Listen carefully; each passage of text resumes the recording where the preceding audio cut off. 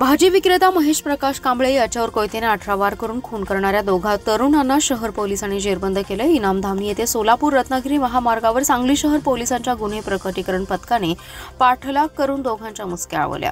वडिलांच्या खुनाचा बदला व अनैतिक संबंधाच्या कारणावरून कांबळेचा खून करण्यात आल्याची कबुली संशयितांनी दिल्याचं पोलीस उपअधीक्षक प्रणील गिल्डा, निरीक्षक संजय मोरे यांनी सांगितलं।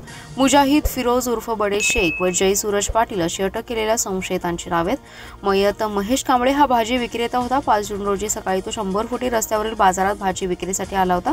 संशयित मुजाहिद व जय दोघेही त्याच्या मागावर होते। बस स्थानकाकडे नाश्ता करण्यासाठी तो निघाला असता वाटेत लघु शंकेसाठी थांबला। याच वेळी दोघांनी डाव साधला। कोयता व एडक्याने महेशवर दोघांनी हल्ला करत खून केला। शहर पोलीस व एलसीबीची 2 पथके संशयितांचा शोध घेत होते। गुन्हे प्रकटीकरण शाखेचे उपनिरीक्षक महादेव पवार, हेड कॉन्स्टेबल संदीप पाटील, संतोष गळवे, गौतम कांबळे यांना मुजाहिद व जय हे इनामधामणी येथील विठ्ठल पाटील कॉलेज जवळ पंढरपूर हायवे येथे येणार असल्याची माहिती मिळाली। पथकाने महामार्गावर सापळा रचला। दोघे जण बसमधून उतरून पुलाखाली ऑटोशाला थांबले होते। पथकाने त्यांना ताब्यात घेण्यासाठी हालचाल केली। पोलिसांची चाहूल लागताच दोघेही पळू लागले। पाठलाग करून दोघांना ताब्यात घेतले। संशयितांनी खुनाची कबुली दिली।